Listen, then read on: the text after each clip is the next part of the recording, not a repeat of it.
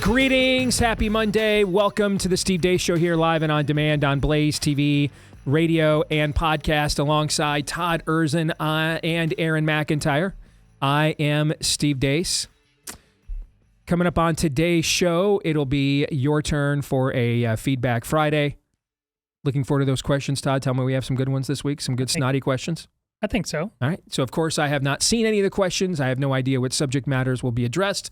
I'll find out when the rest of the audience does, coming up in the next hour of the show. Bob Vanderplatz is going to join us at the bottom of the hour as well. On a just personal note, I just want to say, I'm just extremely blessed. And I had probably the best birthday weekend a man my age could possibly have. We had an overnight with the granddaughter on Friday night. Amy and I had date night on Saturday night. And then last night, we took everybody to dinner.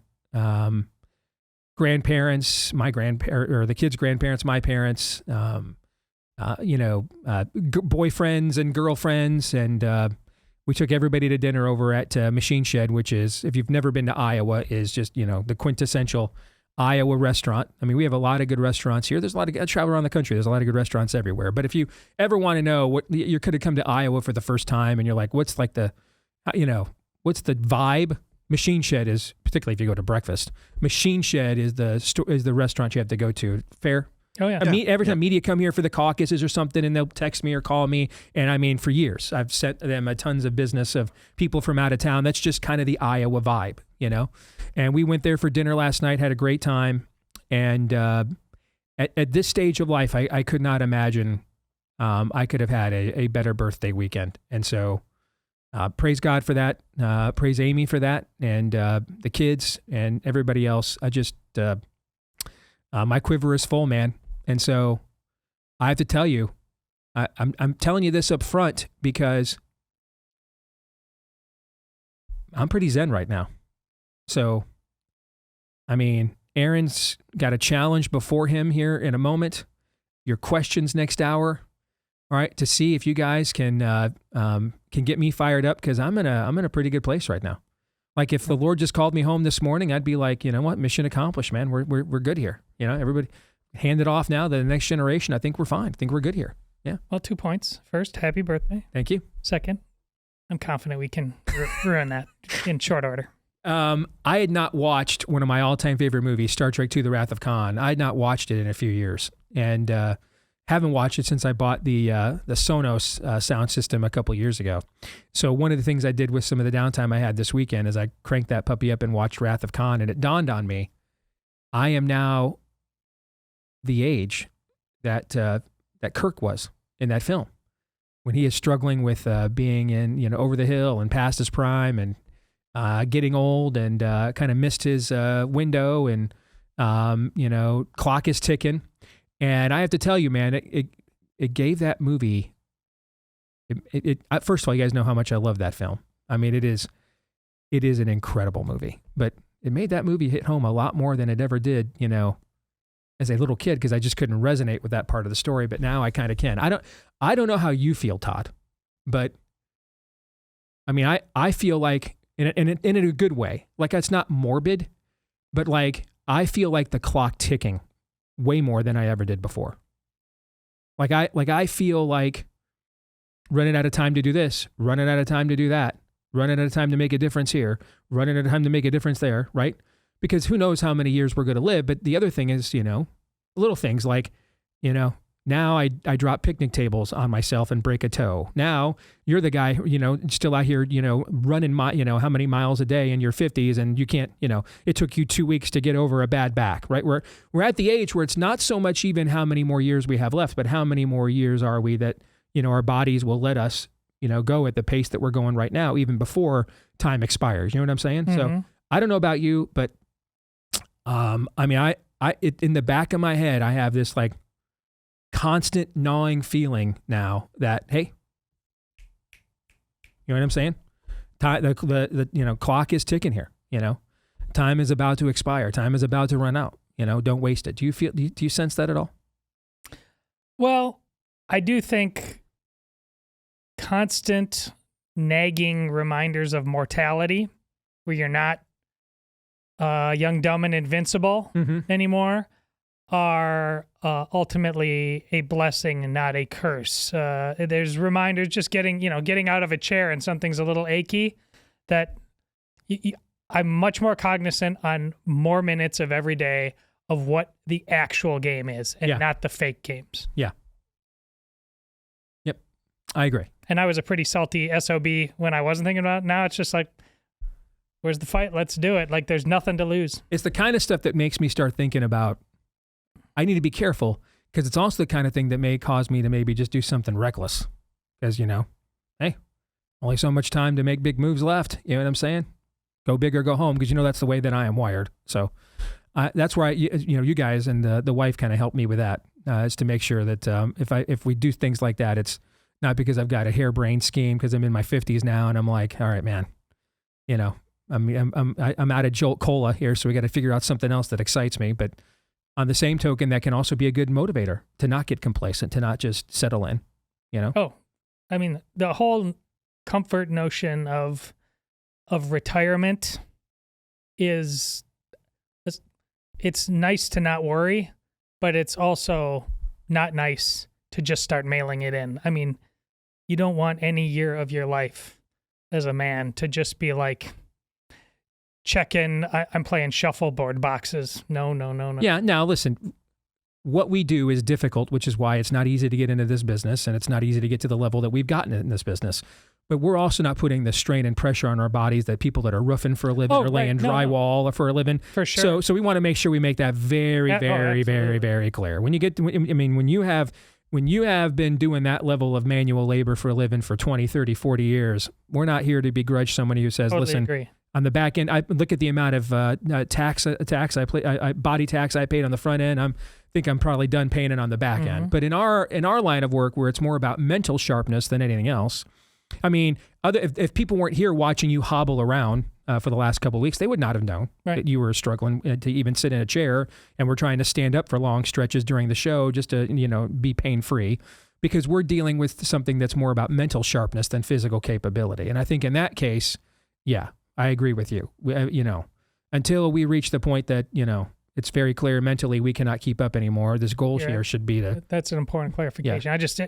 No matter what kind of work you're doing, this should be as fulfilling a time, like you said, for us as any in our lives. We've been given the opportunity to lead families, lead a civilization, and way too many of us right now in this moment and Aaron makes this point about, are we living to escape? Whether now in this moment or as retirement, I just can't wait till I get to do nothing.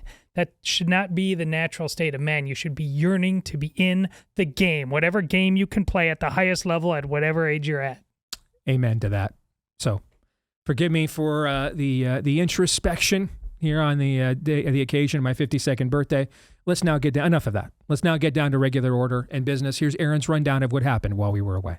What happened while we were away, brought to you by another trade deal. President Donald Trump and European Commission President Ursula von der Leyen announced a trade deal between the United States and the European Union on Sunday. We are agreeing that the tariff straight across for automobiles and everything else will be a straight across tariff of 15%. The deal also includes the purchasing of nearly $1 trillion of American energy, as well as hundreds of billions of dollars of investment into the United States. Trump continued meeting with European leaders in Scotland this morning, like Prime Minister Keir Starmer of the United Kingdom. The topic of free speech came up. President, you have a successful social media site. There are new powers here to censor your site, state-mandated powers. To censor my site? To censor your site and Twitter Truth? And Facebook. Truth? I mean Truth. Is that okay? Well, I don't think he's going to censor my site because I say only good things. Will you please uncensor my site? Back at home, Secretary of State Marco Rubio was asked about 2028. Do you have your sights set outside of the State Department? Well, I think J.D. Vance would be a great nominee, and if I think if he decides he wants to do that, and so I think he's doing a great job as Vice President. He's a close friend, and I hope he intends to do it. I know it's kind of early, but being in the role that I'm in here at the Secretary of State, I really don't play in politics. There's actually actually rules against me being involved in domestic politics. And I want to do this job as long as the president allows me to do it. In other news, multiple videos of a fight in downtown Cincinnati have been circulating on social media over the weekend. Those videos depict a gang of young black individuals targeting white individuals and beating them unconscious.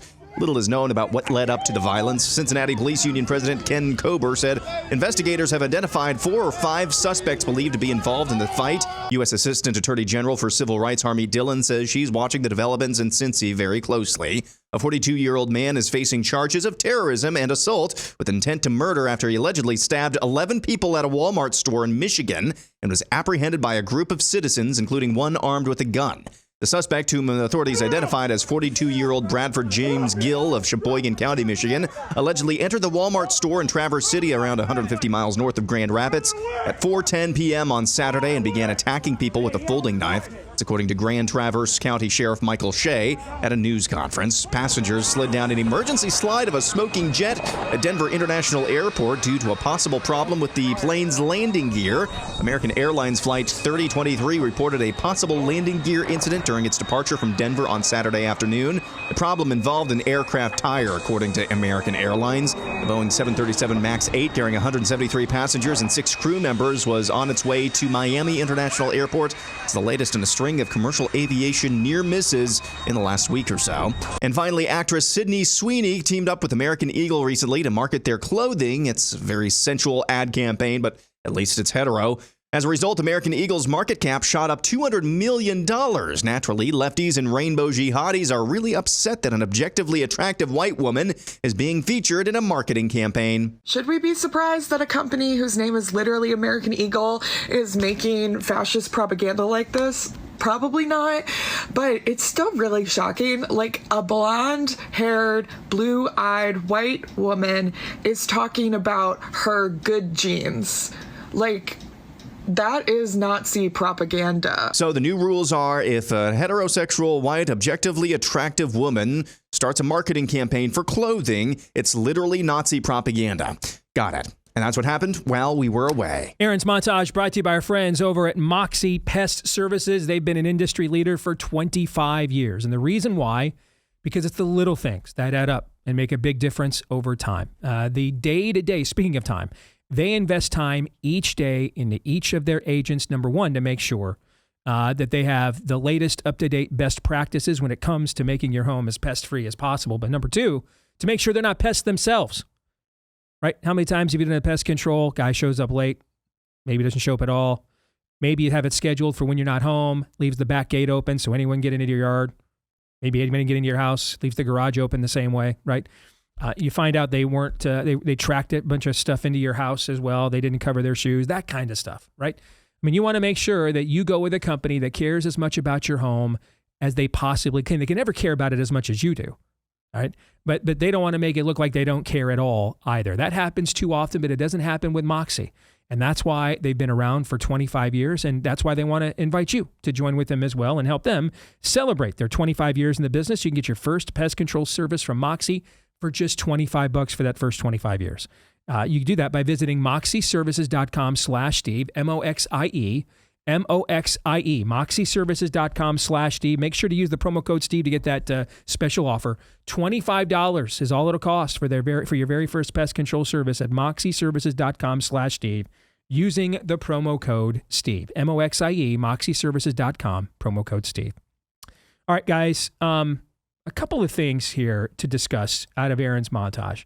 Let's start with the American Eagle ad. And in a one-to-one, notice Aaron did not show you the ad because it is a very sensual ad that accentuates a couple of Sydney Sweeney's best known assets, I guess we'll say. Okay? And here's the thing, though. When we have talked in the past on our show about how important it is to know the difference between basic human sinfulness. Now, when I say basic human sinfulness, I am not trying to lessen or minimize the destructive tendencies and practices of basic human sinfulness.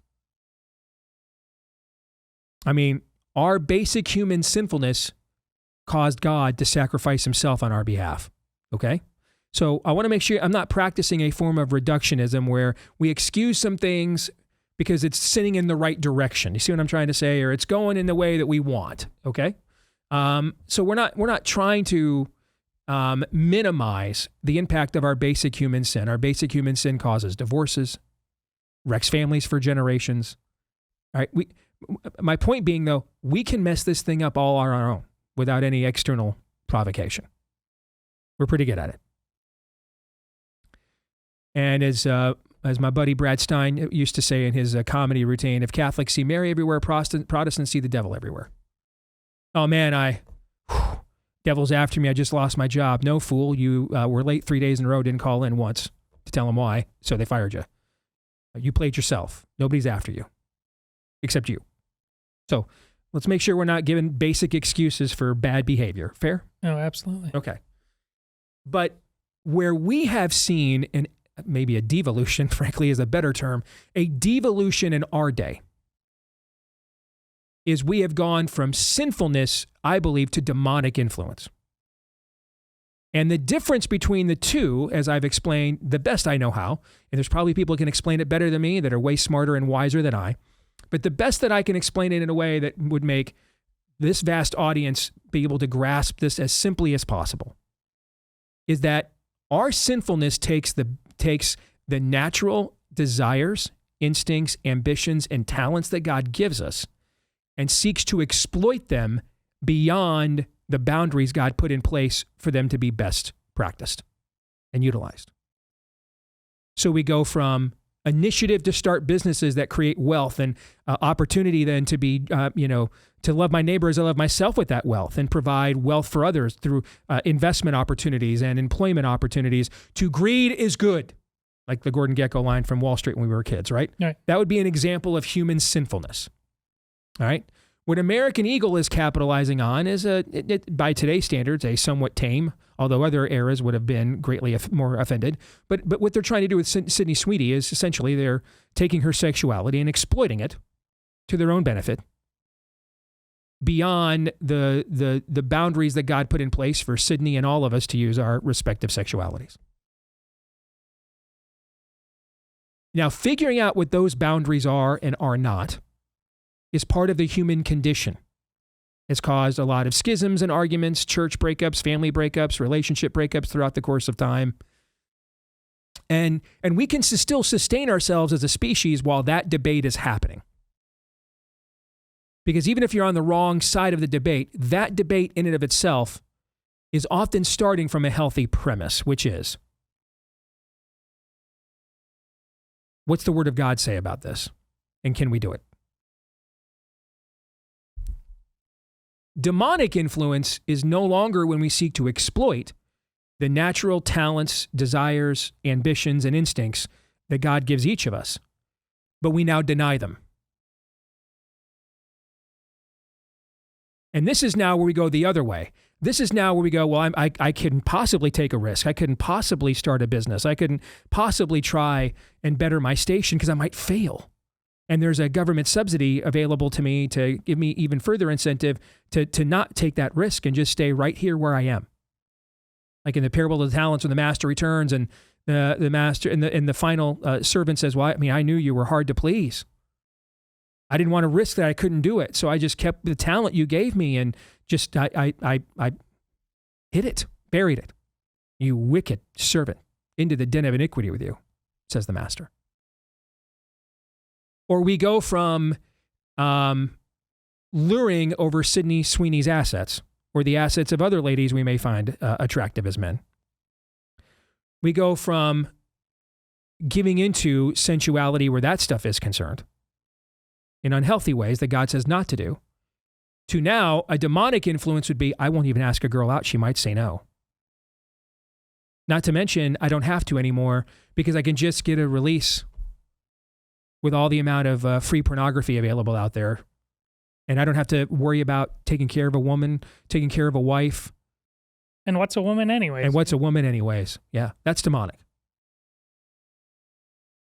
You have pointed this out in the past where when we watched fantasy films or superhero films growing up, we then were like inspired to go out there and like try to reenact them ourselves or employ those traits into our own lives as best as we could as mere mortals, right? Okay. Yes. Even little things like me as a little kid putting the red towel on and pretending to be Superman in the neighborhood, going out there and saving all the neighbor kids, right? Okay. Now we just watch these things and we're like immersed in them and we're like, well, let's just stay right here. It doesn't inspire anything other than continued immersion.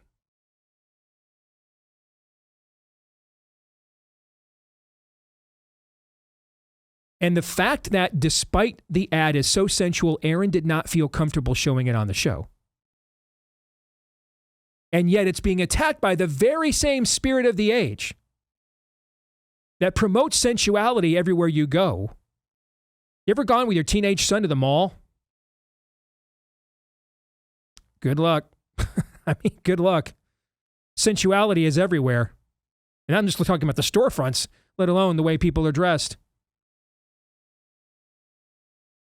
And yet the spirit of the age that has promoted that sensuality, its simps, its acolytes, are now condemning of this Sydney Sweeney ad. How do you make sense of this?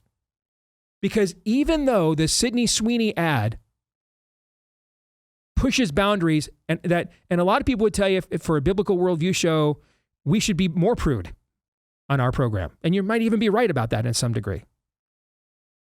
And so even though for our show, we're like, nope, we can't show that.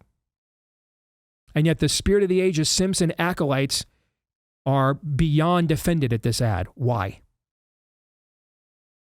Because even though it does so in a way that a Christian worldview would frown upon and not encourage, it is still in a warped way, but it is still promoting what is good, true, and beautiful. And with the spirit of the age, what the demonic really wants, see, we get tempted to violate God's boundaries by the enemy for two reasons. One, in the hopes that we'll destroy ourselves because he's just a nihilist. But the other reason why is that you'll become so oversatiated with this stuff that you'll then just have to take on things that are just beyond warped, crazy, insane.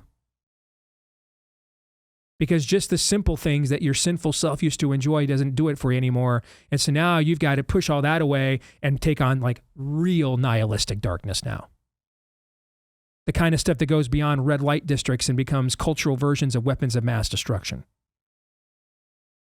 So you go from, hey, I found Dad's Playboys or penthouses between his sofa sheet, his mattress and box spring, or the special box that Pops had in the garage. That's kind of a common story in you and I's era. And to now, I'm into, now we have high profile kiddie porn cases. We would not even know what that was when we were growing up.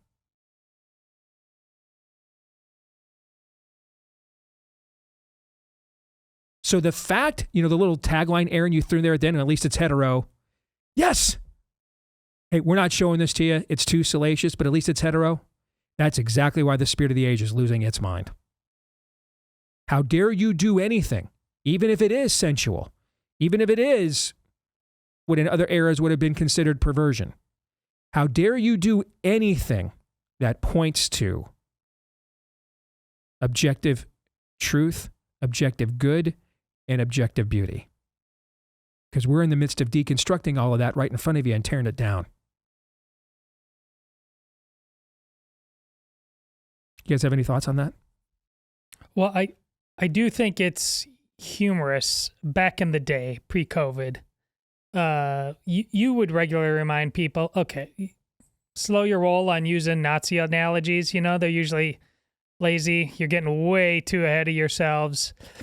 But look how quickly the spirits of the age will resort to them simply because we just had a Helen of Troy moment, basically. That's what this commercial is. It's like good analogy. It's an ideal that has always made men do the things you're talking. It simultaneously inspires us, hopefully within the right lane of action, oftentimes out. But there's clearly this is a football norm. Women are beautiful. They are given to us by God to complete us. And that fundamental truth of not only human existence, but ultimately heavenly existence, because God gave it to us at the beginning, it gets the Nazi label from them. Mm-hmm. Don't forget that. When they tell you who they think you are, Yes. believe them. Agreed. Yeah, and I just want to be clear. It's not just that random TikToker either. I saw multiple there was tons of this I saw over of the this. weekend. This is Nazi propaganda, but I'm glad that you started out this way because this is kind of where I think our show can excel in just defining what we're really up against here. And I think this is a prime example. Would I prefer to live in a world where heterosexuality is the norm? Yes. Would I also prefer to live in a world where we are not constantly subjected to sensualization? Also, yes. Did we get that this weekend? No. But still, as you pointed out, the real enemy that we are up against, the real opponents on this mortal coil that we're up against, they certainly feel like they are attacked, like they're being attacked. Yeah. They certainly see this as some sort of cultural shift, and they don't like that. They don't like it when they're not in control. The spirit of the age would rather enslave you than kill you. I've always said that. And the moment that they start to feel like we're not as close to enslaving you, or we don't have as much control as we thought, they start to throw fits. That's and right. You saw that in spades. Perfect. That was absolutely perfect. Really quick, Marco Rubio, when asked about his own 28 ambitions, pivots and drops J.D. Vance unprompted. Yep. What do you think? I think there might be two things going on here. And that was a great answer, by the way. It was. In the extended answer that I didn't play in the montage, it was a great answer. But dropping that unprompted, it means either one of two things. He is fully aware of the dynamics politically on the right, and he is fully aware that J.D. Vance is the presumptive nominee, or he realizes that it's really a lot closer between him and Vance than the public knows, and why try to burn any bridges or beat around the bush at this stage in the ball game? I don't know the motivation. I don't think it's unprompted. Who's asking the questions? It's Laura Trump. Why? Why even do this at this moment? There's no reason to do it that I can think of. Can you? You've been doing it. No. But they've got their reason. This isn't just like, oh, hey, spitball in here. That's a good point. I left that part out on purpose. Yeah. Picked J.D. Vance. We all agree it's largely his greatest personnel pick. And now we're asking this question. I got to admit, Marco Rubio has ended up being a very strong personnel pick too. But go ahead. Yeah. He's doing fine. But why would you even beg this question right now? I mean, that's what I find curious. I think this is weird. Here's what's also weird. I just got this note in my inbox from Jay Williams. Nice self-indulgent opening to the show today. None of you would be doing this without the money. I still think Todd is the most arrogant person in media. Nice. First of all, I love that. Secondly, though, I mean, I'm not trying to lose any followers to the program, but if why would you tune into a show that you believe these things about? We've got a pretty long list of those kind of people. I mean, and again, maybe I'm just in this redeem the time thing, like I mentioned it here a few minutes ago. But I cannot imagine having the amount of time in my life. Forget my schedule, anybody's schedule. I mean, anybody who's a productive member of society, why would you devote any time at all to giving the time of day to people you think this way of? Is this Deborah's son? First of all, you're right. Of course we wouldn't be doing this without the money. We have to pay our bills. What does this guy do for free? I have no idea. Yeah, I have no idea. And he might be right that you're the most arrogant person in media. Well, maybe smug, which is a synonym, but is a even more kind of, over the top, obnoxious one. I think that's fair. I don't mind being arrogant. Are there any non-arrogant people in our media? That's true. If you're looking for people who have no ego doing this business, I'm going to suggest maybe nunneries. Okay, but I just, for the life of me, listen, jwilliams460@gmail.com. Okay, because you didn't give me your name.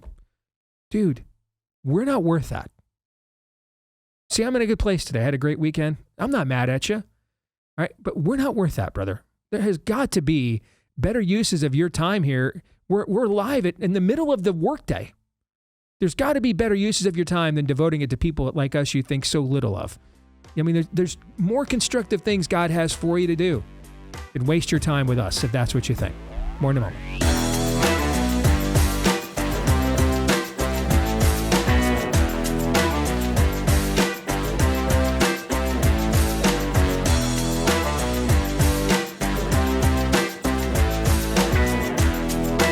All right, back here on the Steve Deace Show, we're powered by our friends over at Jace Medical. We have good news right now on the tariff trade war front from a consumer perspective and an American perspective, but these battles keep going on. You could still see the other side of the equation threaten things like supply chains, and you know that China still has control of about 75% of our antibiotic supply. So that's just one of the reasons why, not to mention what they just put us through during COVID a few years ago.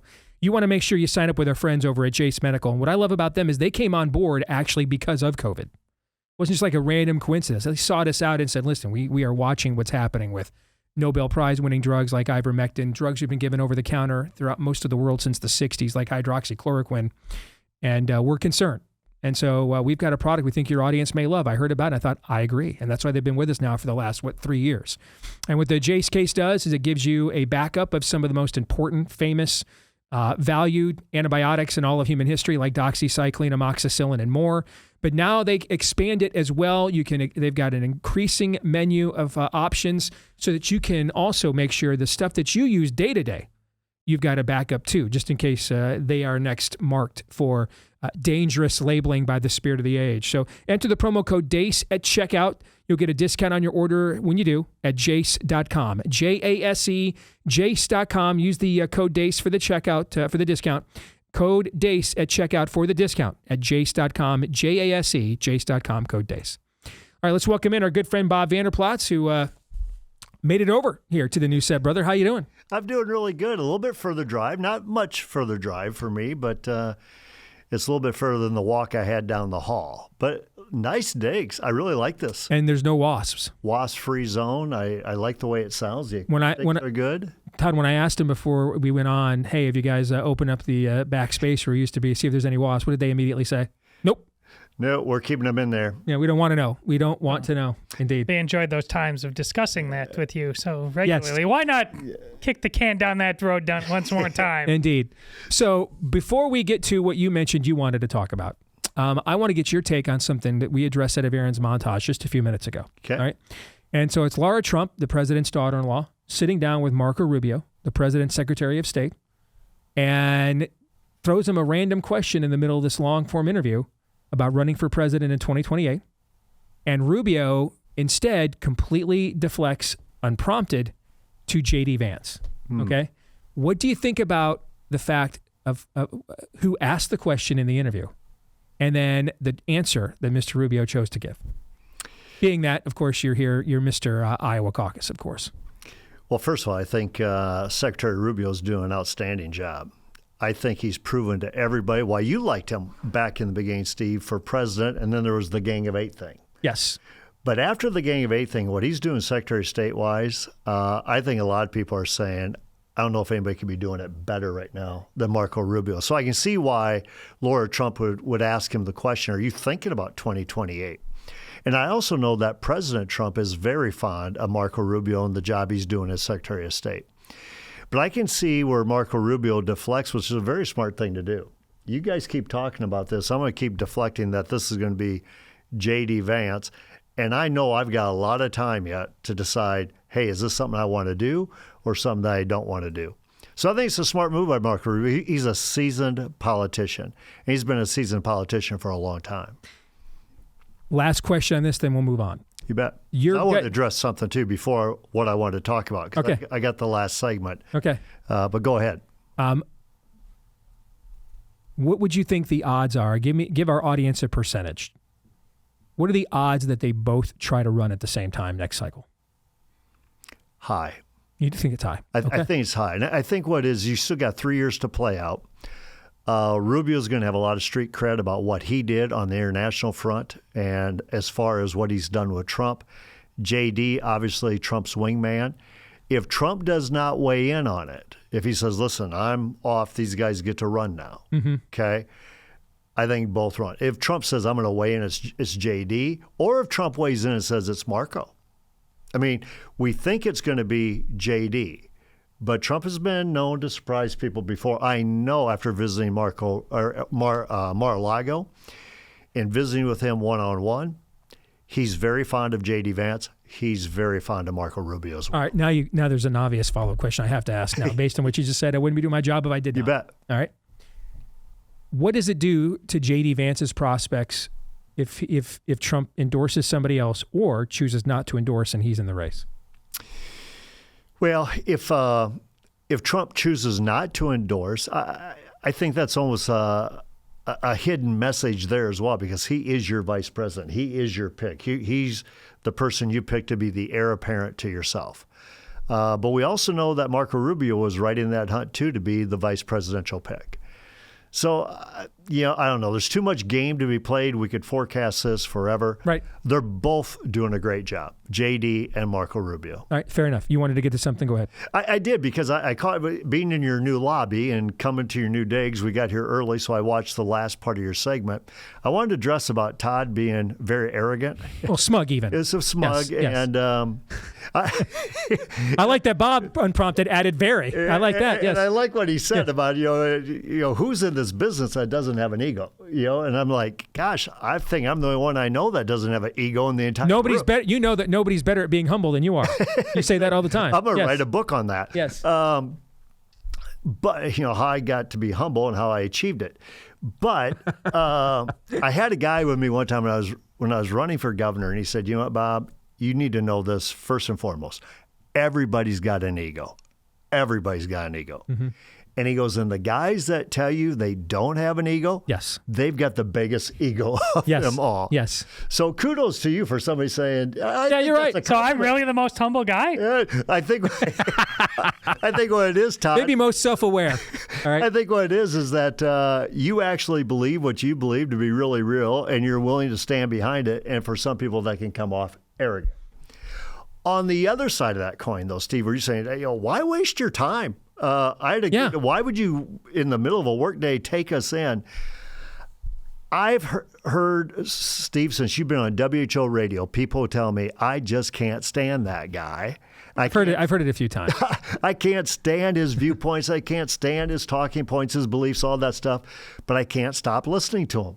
I want to know, what's he going to say next? And so there is some of that as well. And take those listeners in as well, because pretty soon they'll be converts. They'll be wearing the Steve Deace hat. You know how many times I have heard, I only found out of you because of Steven Crowder when he used to be here with CRTV when we were them, or Glenn Beck, okay? I had no idea who you were until, I was looking for other things on CRTV and Now The Blaze, and found you by accident, and I absolutely hated this show at first. I mean, I hated it. All right. And now I cannot get enough of it. I mean, the amount of times I have heard that. Yeah. I mean, you people are all better than me. There is no way I'd stick with something if I hated it at first. I mean, to quote the great prophet, Cosmo Kramer, I'm out. If I hate it right away, I mean, it blows my mind that people can hate this at first. I mean, I have heard this a ton. I hated this show at first, and now I can't get enough of it. I mean, I'd have tapped out after the first episode if I hated it. My boys have got me to try to watch the series Severance that just got like 27 Emmys and all that stuff. And for some reason, and they told me, said, you got to get like through the 6th or 7th episode before you'll really like it. Yeah, I'm out. Yeah. Okay? Yeah. And I'm like, I ain't got time for that. Yeah. It's worse, Steve. Because I went home and I told Donna, we got to take this in. They're all cheering about it, all that stuff. I want to know what my kids are watching. And she goes, what is it? I said, it's Succession. And so we turned on Succession. It is an awful show. And I watched it through, and those are 6 or 7 episodes of my life I can never get back. And when I told my boys, what are you doing even watching that garbage? They go, Dad, it's not Succession. Severance. You watched the wrong I was watching the wrong show. And I cannot get that time back. And they're laughing, too, because they know what Succession is. They're like, I can't believe you even took that in. Sign, you're one of the olds. Sign, you are one of the olds. Oh. All right, so. But I'm glad to be here. Thank you, Rodney. Mr. Dangerfield, yes. You went and did a event last week. I did. I went to Indianapolis, and there was a national conference there, and I just performed a wedding the Saturday before, my first wedding ever, of Darla's niece. It went great. But my life was, you ever been there, your life is busy. It's like, I don't really have time to go to another national conference or to be at something. And Steve, I was blown away in a good way. first of all, there's people from every state in the country that are there, and a couple of places from around the world.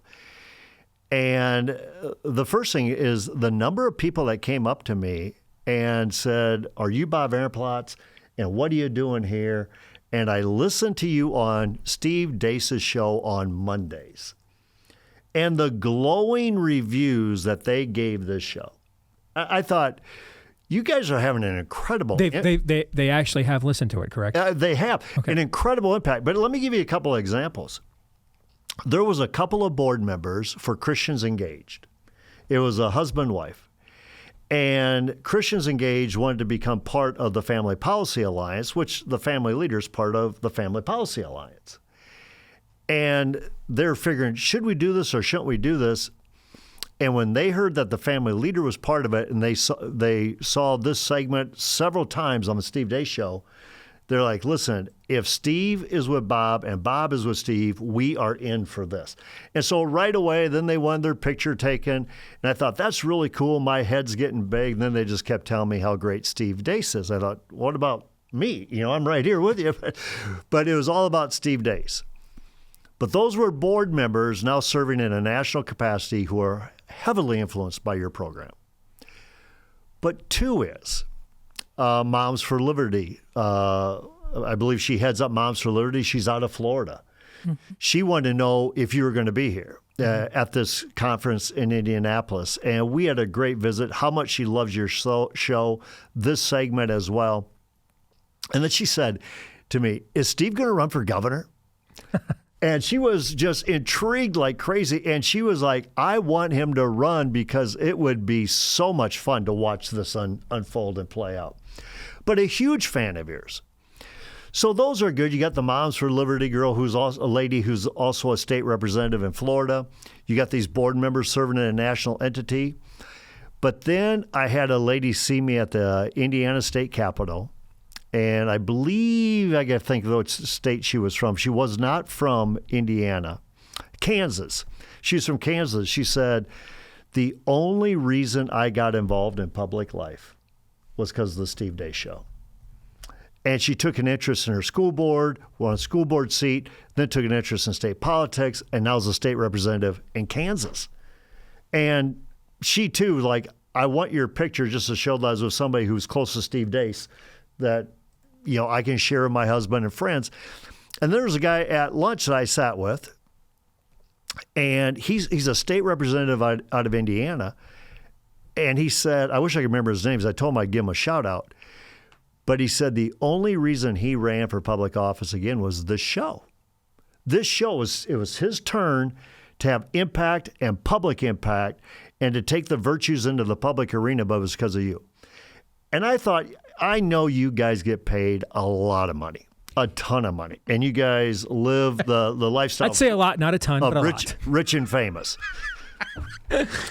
But Steve, this did so much for me of going, what impact? What impact? And then my peer in Indiana, Ryan McCann, he goes, everybody I talk to is a Steve Deace fan, Steve Deace supporter around here. He goes, we're trying to get Steve out to Indiana, but he costs too much. I said, let me help with that. And not that I'm going to help fund it, but I said, maybe I can talk him down a little bit. But I guess it just gave me renewed excitement for what you guys are doing here at Blaze TV with the Steve Deace Show. It's not just blather in the wind. People are taking this and they're actually making a difference in their states, in their community, and in this culture. So I'd say kudos to this team and to you guys. Well, thank you very much. When you told me you wanted to talk about this, I would normally say no way, because I'm honored, but also very uncomfortable, like during the entire conversation. Okay. It's a good uncomfortable. It has to be a good uncomfortable. It is. It's just my natural state is just, to find haters, even if they don't exist. Okay. So, but since it is my birthday, I told you I'll let you get away with it. Okay. Today. But in all seriousness though, that is why we have done this the way there's two reasons why we've done this the way we've done it. It's not just what we've done, but the way that we have done what we've done. And the two reasons are to hear when we get the story. I haven't been to church in ages. or my son or my dad or my sister, loved one friend, hadn't been to church in ages, got into your show, I'm going back, or got them to go back. That's number one right there. Okay. But then number two, ultimately, is what you just laid out right there. That we have made decisions. I mean, the reality is, if I had made decisions other people would make, I'd cost your folks in Indiana a lot more. Okay. Yeah. But I've not made those decisions because those were not what I felt were the reasons that God gave me the gifts that he gave me. You know, we had at our at our family dinner last night over at the machine shed, and the kids like to go around and clown the old man, okay, and come up with ways to troll me. So they wanted to come up with, your favorite memory of dad, all right? And they all tried to come up with a moment where they caught me with my proverbial knickers down, and I sounded like you. I didn't know what secession and severance was, okay? And then we went to my mom, okay? And my mom actually took it very sincerely and started talking about 11:59 a.m. when I was born, okay? You know, and it's just, I mean, to get to where I'm at, given where I came from, just there are reasons for this beyond how do I maximize my value? You bet. How do I maximize my exposure and branding? There has to be, because I could not have done this myself if I tried. Just doors that have just opened that are inexplicable, things of that nature. And because of that, I feel a responsibility to remember that the primary two people that we are trying to reach are those two folks that I just mentioned. And that means we're going to maybe do some things differently than other people do them and not make some of the choices that other people make. As long as I've known you, Steve, you would not be comfortable selling out. I know you got your price, a private jet. It is. That's true. That is true. You would not be comfortable selling out. When you put your head on the pillow at night, you want to know, no, I did right. It may not have made me more money, may not have got me more clicks, but I did right. Mm-hmm. Now, I'd be less uncomfortable on a private jet, just to clarify. Yes. There was a guy who was a mentor of mine, and we got 30 seconds. And I do a lot of public speaking. But he said, Bob, he goes, when you go from getting the standing ovation to people taking your message with real life application, he goes, that's the reward. Mm-hmm. And that's what you're seeing and what I saw in Indiana. So congrats. Well, thank you, brother, for sharing that. It means a lot. I appreciate it. God bless, guys. And now we're going to get to all your snotty questions. All right. That is coming up next. Your turn to ask me anything. Stay tuned.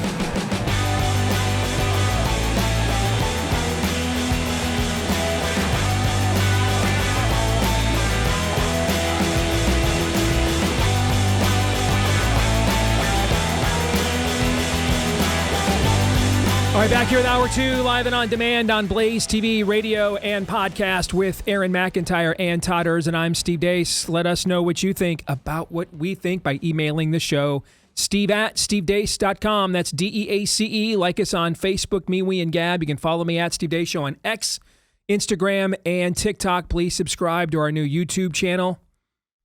Got another couple of notes this morning from people telling me I thought I had subscribed to it. I know I did. Went and checked. They claimed I was not subscribed. Yeah, I've gotten that a few thousand times. So please subscribe to our new YouTube channel at Deace. It's a game. YouTube and I play. Right. And you can tell I'm having a ton of fun with it. Really enjoying it greatly. At Deace Show on YouTube. Again, that's at Deace Show on YouTube. And then also, if you are a podcast listener, thanks.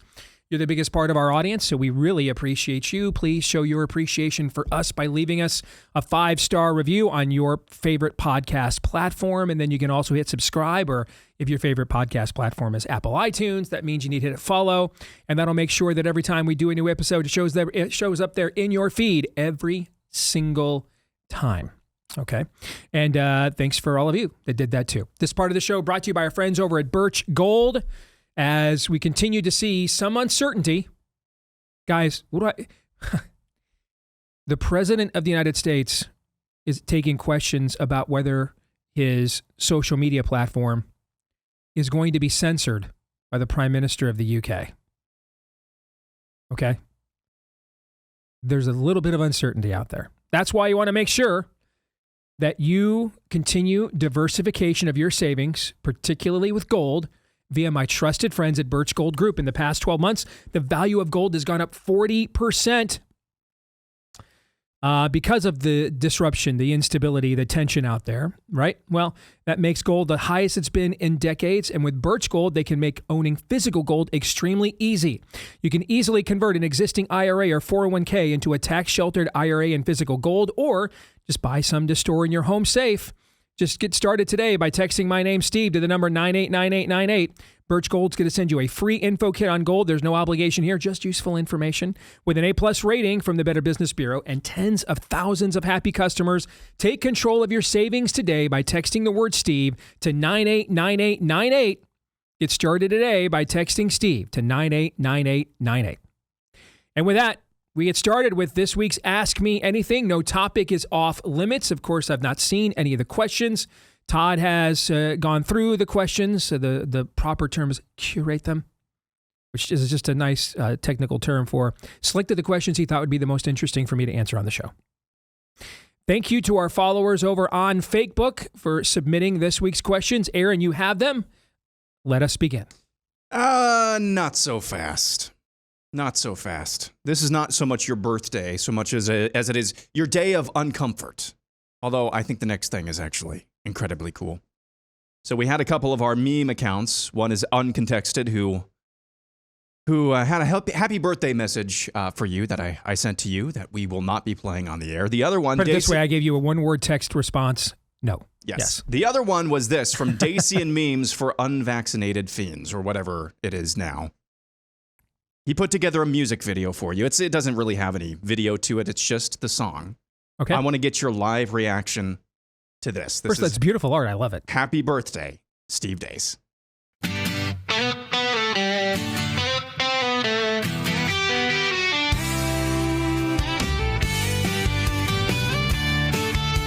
Got a little bit of a vamp here. Yep. Born in the summer of 73, the son of a teenage mom. Made an impact on so many people, enough to write this song. So in honor of Iowa's finest and a host on Blaze TV, just give this song a listen and sing along with me. Happy birthday to Steve Deace, who can't grow a beard on his face. For grown-up food, he has an aversion. If it weren't for his kids, we'd swear he's a virgin. The fall is coming soon. Are we selling, holding, or buying? That very soon we'll hear laments about his Detroit Lions. That part's facts. Happy birthday.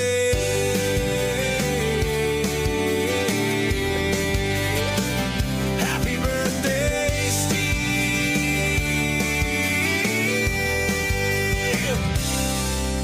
A biblical worldview cannot. There's a second verse. Okay. Oh, this goes on for another 2 minutes. Okay. All right. His love of pumpkin spice is a swing and a miss. That's wrong. Superman has kryptonite and Spider-Man Aunt May.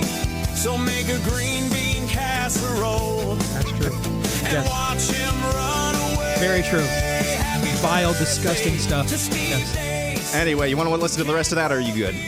I'm good. I thought it was very well done. Yes. I don't care if it's AI. I mean, I laughed out loud when I listened to that earlier today. Laughed out loud multiple times. I mean, AI is a dead ringer for like Toby Keith and like 3 or 4 other country singers, with that voice. That was very well done.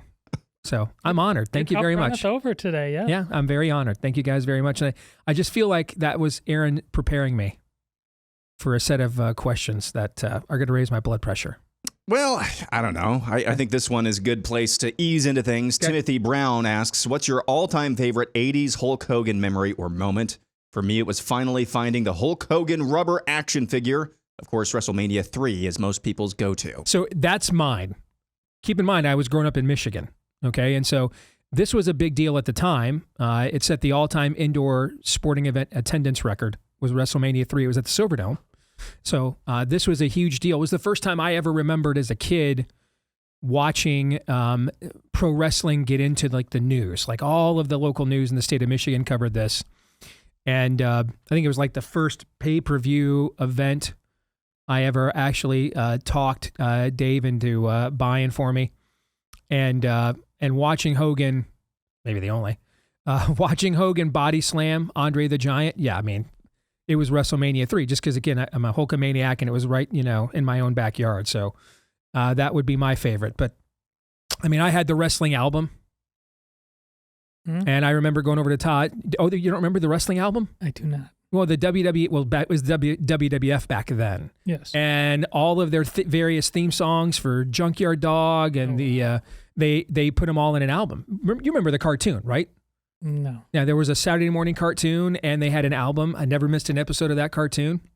I remember going over to, I think it was my friend's house on Den Hartog Street named Todd Zylstra, and his parents had a pool that they had built an external deck around. And I cannot tell you how many pro wrestling matches. I mean, we played the music. We'd have like the walk-in music, like you're walking down the aisle. Okay. I can't tell you how many times, man, I did the Jimmy Superfly Snuka off the top ledge against Don Morocco when he got him with the top of the steel cage in the elbow. See, now we're strolling down memory lane a little bit with things I hadn't remembered in a long time. But yeah, I mean, I watched a ton of like 2 to 3 minute clips of Hulkster from over the weekend and during my childhood, including the first time he came out to I'm a Real American. It's pretty dope. What year is WrestleMania 3? That would have been 84 was WrestleMania 1. So 85, so 86, 87, somewhere in there. That sounds right. And the Silverdome was so vast that they couldn't walk down an aisle. And so Vince McMahon had it set up that they actually were on these like little motor carts. So it looked like they were like on their way to like the Roman Colosseum, and the way they were shaped and stuff, it looked like they were on their way to the Roman Colosseum, And I mean, I should mention this too. The next summer, for my 12th birthday, my mom got tickets at the Ionia Free Fair. That was the biggest fair in Michigan when I was a kid. The Ionia Free Fair, and the main event, WWF was doing an outdoor event there. And my mom got ringside seats for me and a buddy to go to the Ionia Free Fair, and I saw Hulk Hogan wrestle in person, ringside, against who was it? It was Hercules Hernandez is who it was. Hercules Hernandez is who it was. So, I mean, that was almost like the first time I went to Old Tiger Stadium and saw it in person. That's how hyped that was. And Jake the Snake Roberts was the undercard. And I mean, he took Damian out of the bag and stuff after. Jake the Snake Roberts was the first bad guy. Him and Roddy Piper were the first bad guys that I remember being so cool that they kind of evolved into anti-heroes, and then Ric Flair took that to an entirely different level.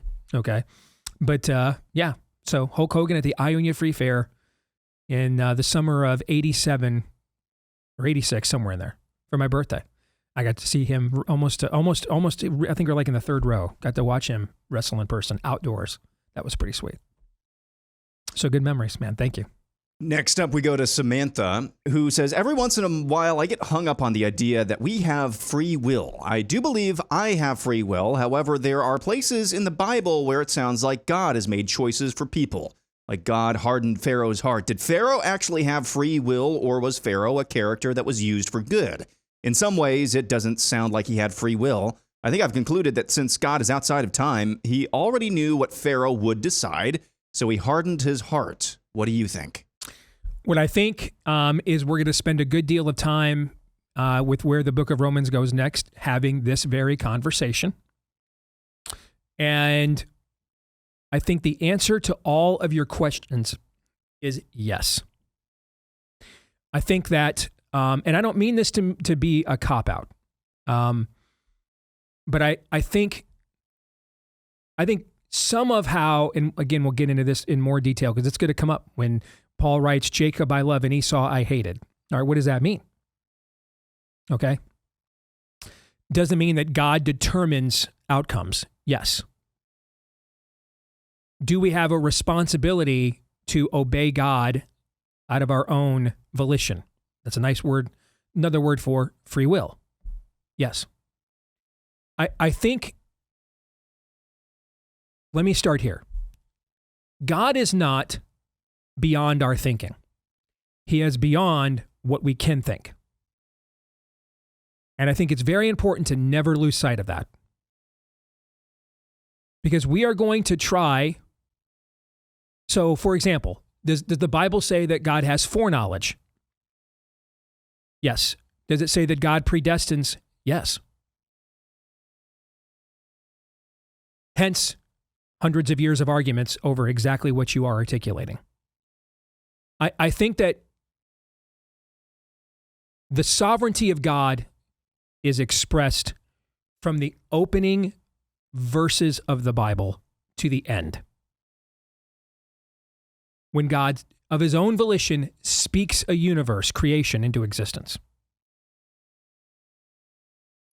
All throughout, from Genesis to Revelation, man never initiates with God once. I don't believe man can initiate with God.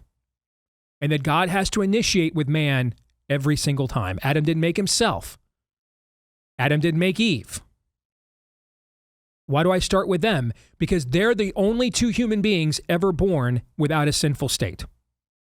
Because sin had not entered into the world yet. So they would have existed outside of our understanding of free will and sovereignty. In fact, in his sovereignty, God gives Adam dominion over his own creation.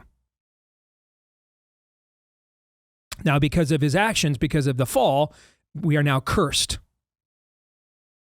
And that makes it more difficult to understand these distinctions. As a general rule, always place an emphasis on the sovereignty of God. But here's the thing. Because God is sovereign, means he also gets to determine the methodology by which his will is exercised. I think for my Reformed friends, some of them, that part is often overlooked. So, absolutely, I mean, God is either sovereign or he's not. Which means if he is sovereign, he can produce what you think are coincidences in order to woo you into choosing to follow him. It also means he can just elect you. That's what sovereignty means. It means the ultimate power and authority resides with him. And I think we spend so much time arguing over the methodology of this, and so little time arguing over the premise of what that means. And I think because of the latter, we lose sight of the holiness and righteousness of God. We play into not having a reverential fear of God.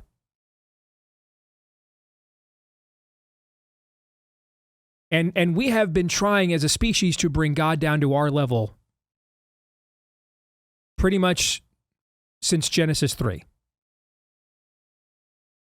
And I think we have a hard time understanding what these things mean because we couldn't know what they mean. Just as there's parts of your parents that will remain a mystery to you and they've just kept to themselves. And as your parents, they're owed some mystery. You didn't have to know everything about their relationship, and frankly, you probably didn't want to know everything if we're being honest, okay?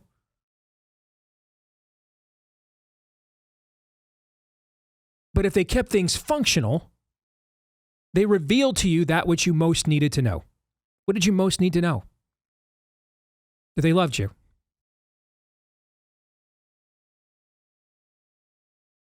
That they were willing to sacrifice for you. And when we don't know those things, or our parents don't model those things, it does tremendous damage to us on a spiritual and emotional and mental level. That is because, again, we are the image bearers of God. That's a reflection, which is what image bearer means, That is a reflection of the fact that God is not entitled to reveal everything to us, and we couldn't understand it if he tried and did it anyway. He is permitted mystery or privacy. And I think we spend so much time trying to look for a methodology that aligns how God exercises his will with our narrative, rather than the emphasis on how can I align my will with God's. The free will debate, as we have it in the West, never really existed in much of the church until the West. Because their concepts in the East, where the church came from, their cultural concepts were not anathema. They didn't. Most human beings, regardless of your belief system, didn't have any agency. Didn't have any real, and unless you were in an elite circle or close enough adjacent to those circles, you had no autonomy as a person.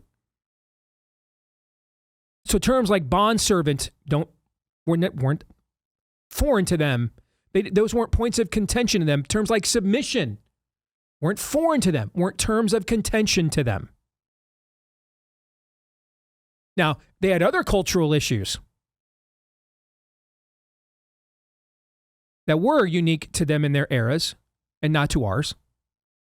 Like, we don't have an entire party we don't have an entire denomination in the church trying to tell people that unless, even if you get converted late in life, if you don't circumcise yourself, you're not a Christian. And that's just on my mind because I'm going through the Bible in a year again right now, and I'm up to the book of Galatians in this morning's reading. Okay, we don't have people, no mainstream movement within the church that claims any level of orthodoxy is demanding that men who get converted or late in life, like our age, have to be circumcised in order to be welcomed into God's covenant. That was an argument that was happening in the first century church that Paul specifically addresses. So we have to look at what's behind those kinds of arguments, and then maybe the specific manifestation of what's behind those arguments aren't relevant to the culture we're in today, but what's behind that manifestation in general is, right? Mm-hmm. And we can apply it, therefore, into things that we are uniquely tempted in our age to say, well, Christ didn't quite do everything at the cross for you unless blank. So I think that we have to understand that we are uniquely hung up on these questions in the West because of our traditions of individual agency, autonomy, going really back to the Magna Carta, what's that, 15th century? So, I mean, we've got half a millennia of this. It's kind of imbued into the DNA of Western democratic institutions. And so I think we are uniquely hung up on defining this stuff in ways that previous eras of the church just may have had differing thoughts on it, but really weren't. Because it goes against some of our cultural biases. But the most important thing about your will to know, ultimately, is that the number one goal of a Christian is to align his will with Christ's. When the disciples ask Jesus, Lord, teach us to pray, what does he teach them? The Lord's Prayer.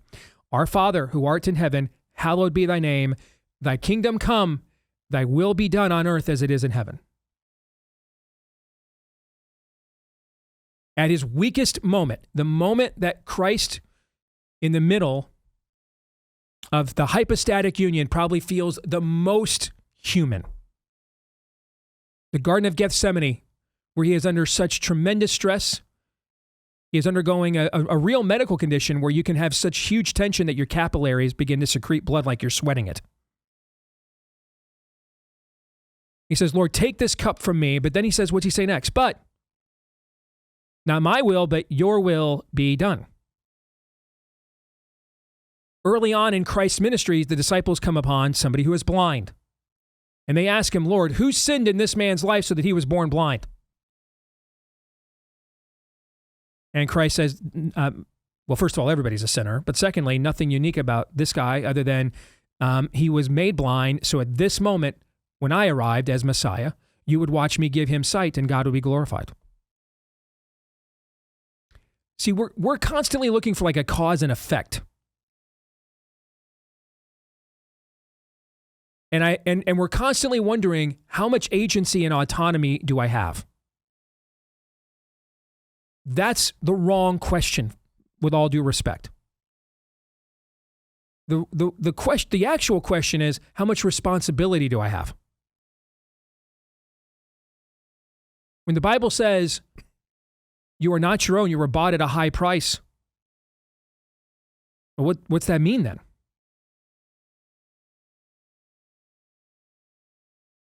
And I think there's so much emphasis put on these debates. And I'm not, by the way, I want to make sure I make it very clear. I'm not saying they're not healthy debates and good debates and worthy of debating. But I'm saying that I think that the amount of emphasis placed on this as a premise, rather than faithful obedience as a practice, is unhealthy.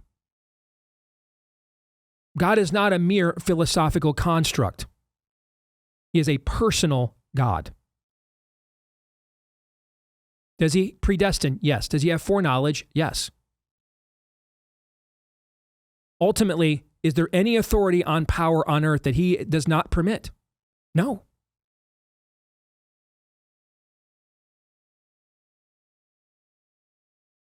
Satan is the god of this world, in that does not necessarily mean that he is the sovereign over this world. What it means is that in our fallen state, we are predisposed, which this world is fallen, we are predisposed to seek out him and his will for our lives rather than God's. But the first mention of Satan we actually get formally in the scriptures is in the oldest recorded written book in the Bible, Job. And in that reference, what is Satan doing? He has to actually seek God's permission in order to persecute Job. Jesus says to his disciples, all authority under heaven and earth has been granted to me. He doesn't say, in a future time, after the Laodicean era of the church is over, then I'm going to actually, have some, ability to change things down here. That's not what it says. Now, we are not in the fullness of his sovereignty yet, but we are to live as if we are.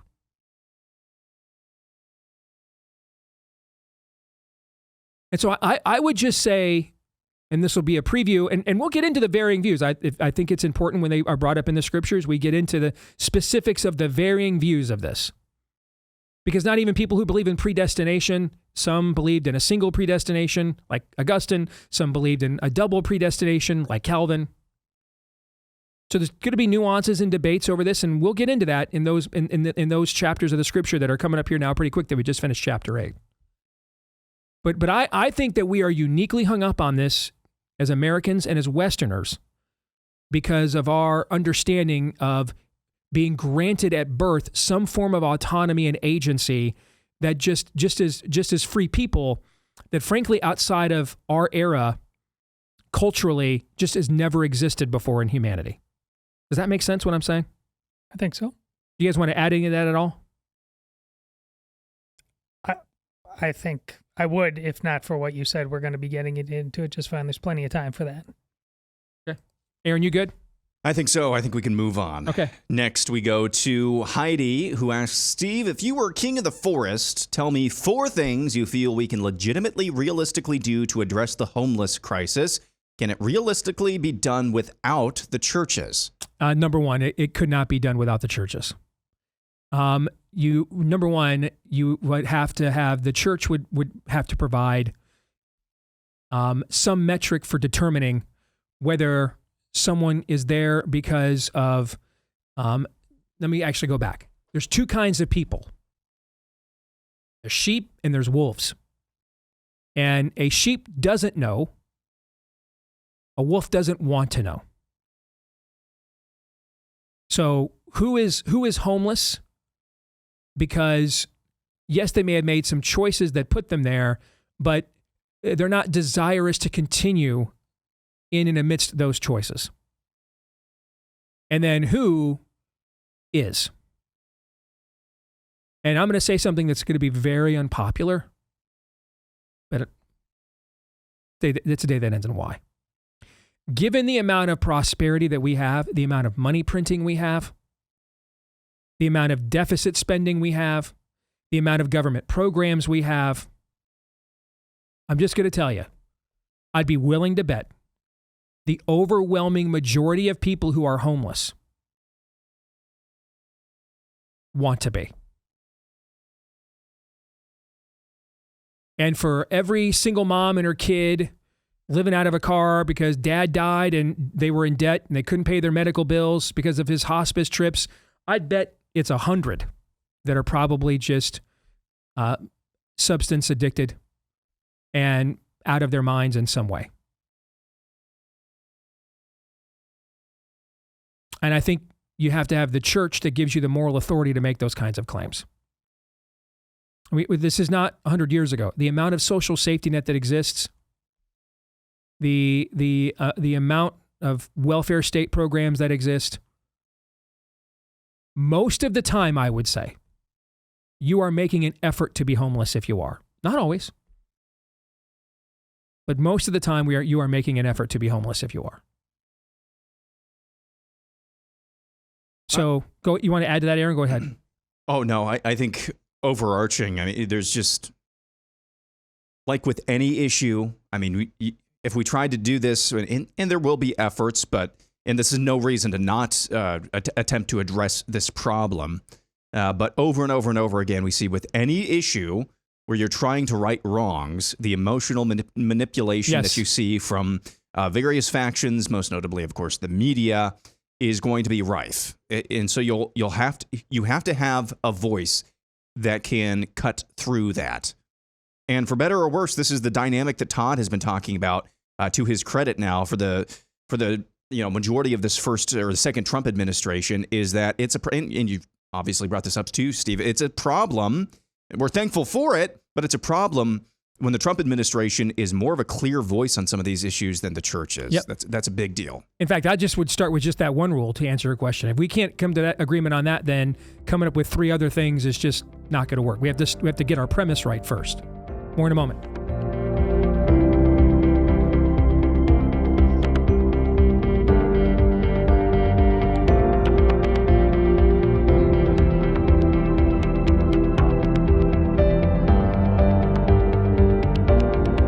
Back here on the Steve Deace Show, and if you want to make sure that you get all of the content that we produce as a network here on Blaze TV every single day, and you get it uncensored, unfiltered, untainted by big tech hands, you want to make sure you get it directly from us by being a subscriber to Blaze TV, and we've made it less expensive to do so, and it was already pretty inexpensive as it is, but now you get $20 off your annual subscription, so it costs you just $8 a month, 26 cents a day.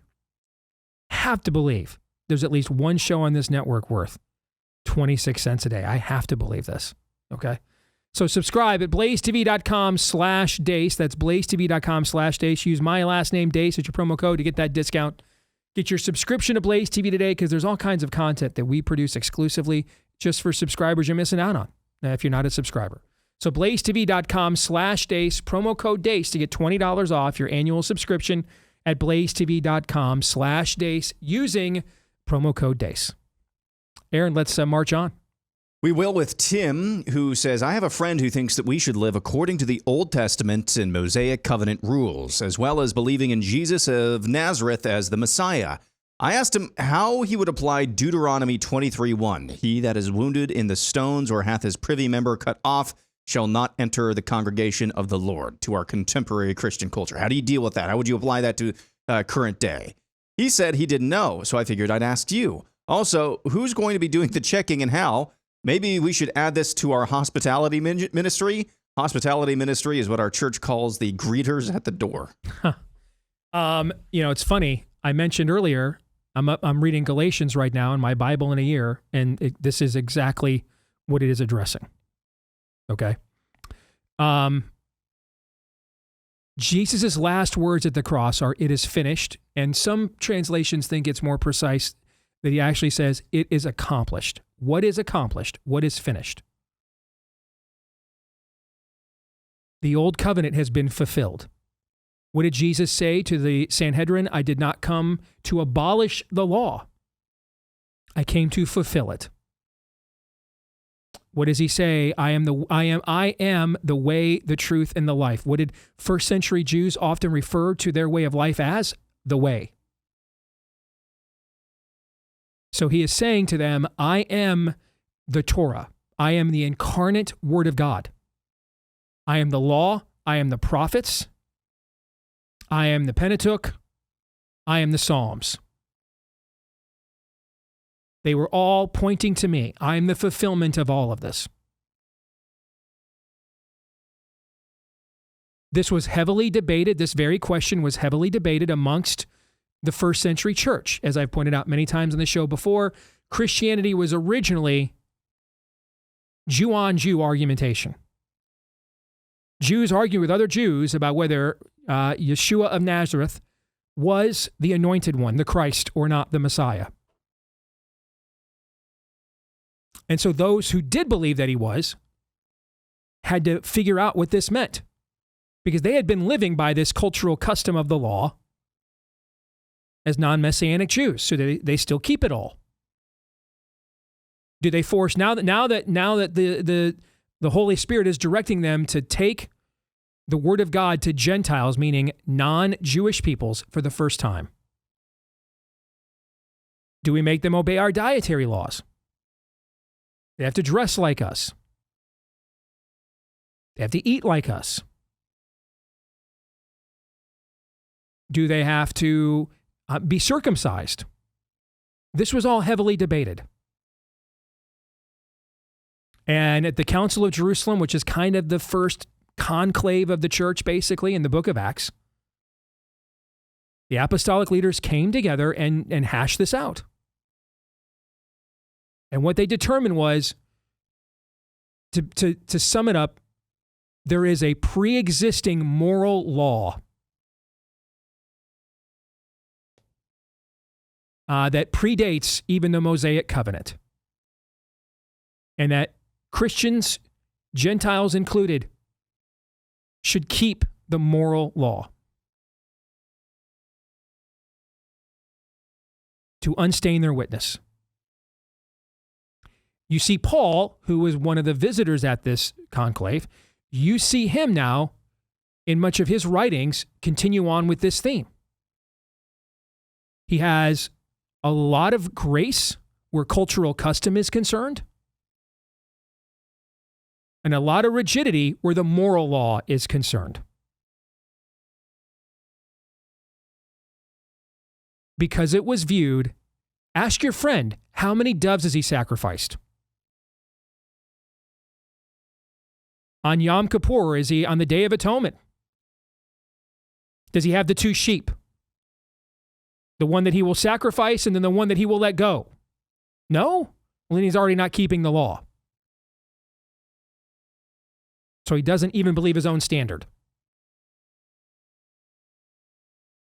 Has he volunteered for the ministry of circumcising adult Europeans and Africans who don't have circumcision as part of their cultural heritages? No, he's not on the circumcision committee. Well, he doesn't even believe what he says he believes. Now, there are practical benefits to the law. For example, one of the things the law severely restricted, the eating of shellfish. My wife nearly died on me one of the first times we went out to eat as a couple, because I love seafood. She had no idea she had a shellfish allergy until I gave her a piece of my crab cake.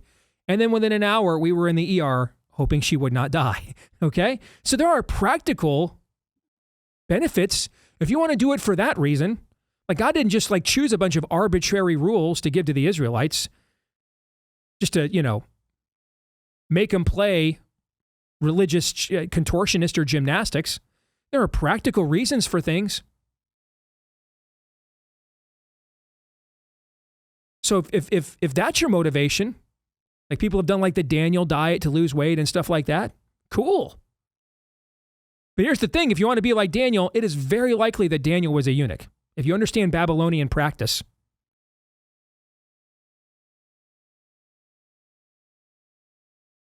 When they took the elite young men back to Babylon to immerse them in their culture, they didn't want them reproducing. They were trying to carry on their bloodline, not yours. Not to mention, it was very common within the courts of ancient kings, if you, as someone outside of the court, were allowed great access to it as a servant, being a eunuch was a requirement in many cases, so that you would not end up violating the king's harem and concubines. We never hear of Daniel getting married or even coming close to it. So if you want to practice his dietary practices because you want to go hard paleo, cool. But if you're really going to follow in Daniel's footsteps, well, I think maybe there's a step many of you are likely missing out on.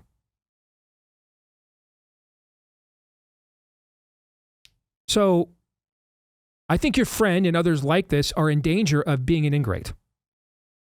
You did. You found the thing that was going to get under my skin, Todd. You did it. This is the one, huh? All right, this is the one. We got almost to the very end of the show, okay? But you found it, all right? This is essentially saying to Christ, hey, what you did for us wasn't good enough. We'll chip it in. We'll chip in from here. Don't do that.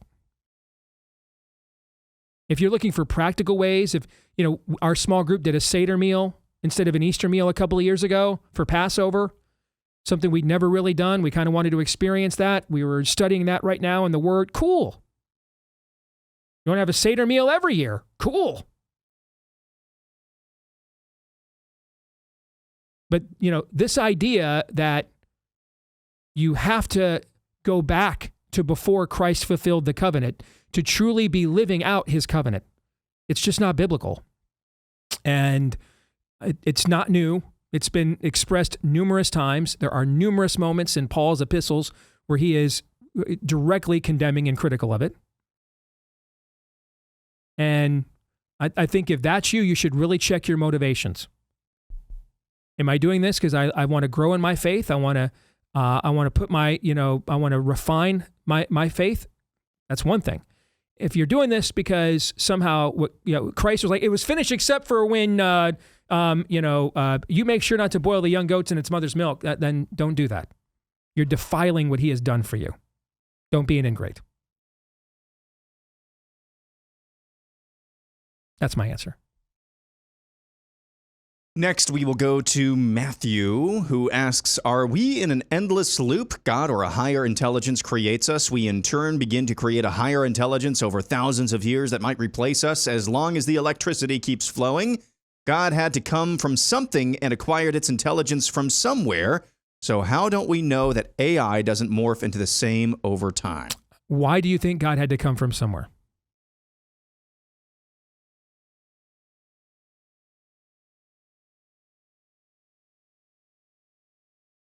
I'm asking. Why? No one ever has a really good answer for that. They just kind of throw that out there under the assumption it's some kind of stumbling block. Well, why? Why did he have to come from somewhere? How do you know that God isn't it? Who told you that? Where'd you learn that?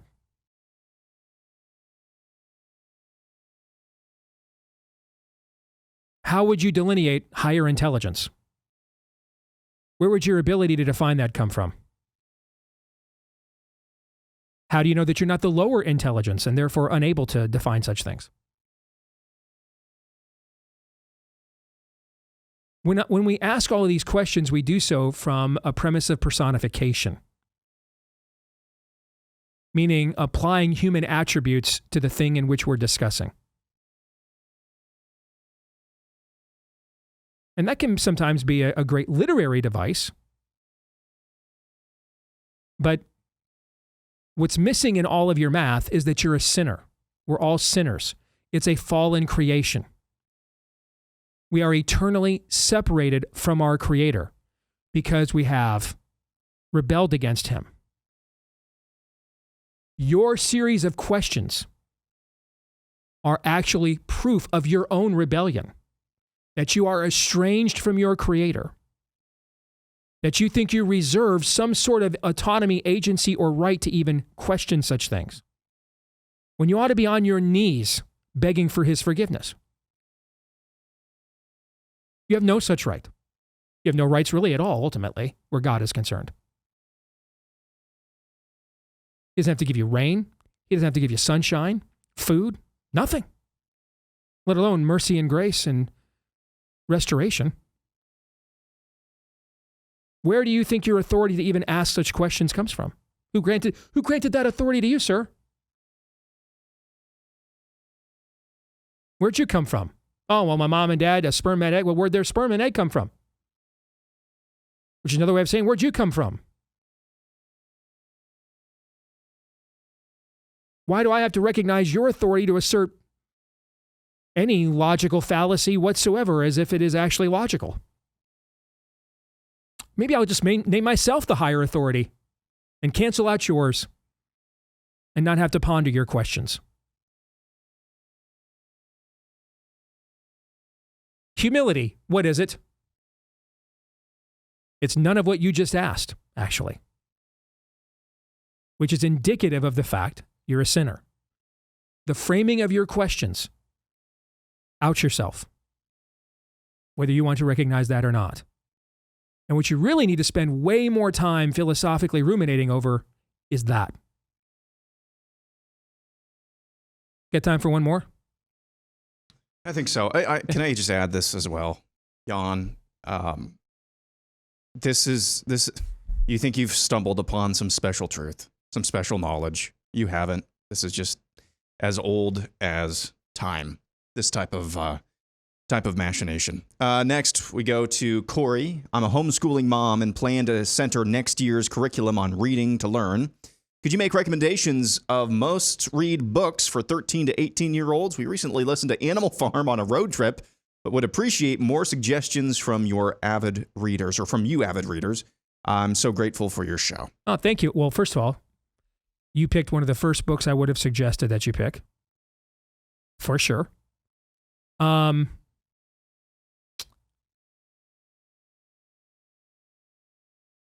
your olders, I would recommend they read Origin of Species and Descent of Man.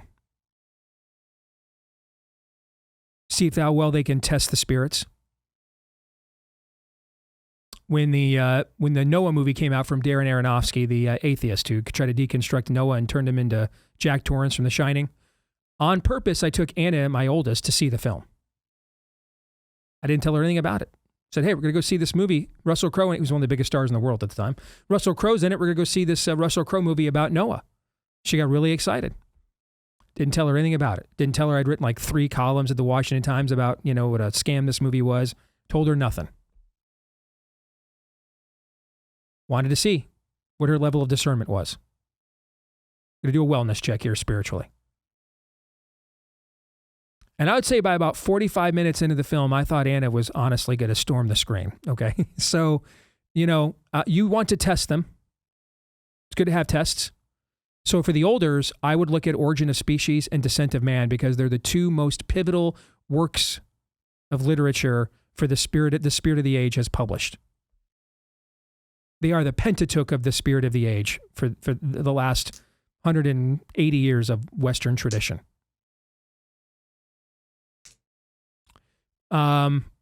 Well, first of all, do you guys have a problem with that? No. Nope. No? Okay. By the way, the Fantastic Four film and the post-credit scene, the one that actually matters, the other one doesn't. When Sue Storm's giving her young boy Franklin a book, they're having mom and son reading time. He's 4 years old. You know what book they're reading? Origin of Species is the book they're reading, actually. Yeah. So there's that, I guess. For the youngers, I would actually look for great works of literature, fiction. All kinds of people can give you a great list of nonfiction, but I would actually look for fiction that reinforces values and traditions that you're trying to instill and puts them into a format that'll be immediately interesting to them.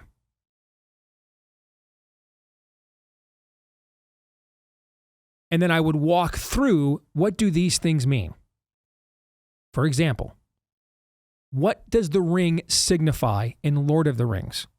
Why is it that the ring can only be destroyed? It cannot be wielded by people. And then the method of its destruction requires it to be thrown into a fire. What do these symbols represent? What do they mean? Most of the best preaching our Lord did on the earth was storytelling or parables. It's a powerfully effective way to get our message across, particularly on the younger side of things. We're going to stick around. We've got more questions we're going to get to as the overtime gets started for subscribers. For the rest of you, thank you for joining us today. Until tomorrow, Romans 8:28.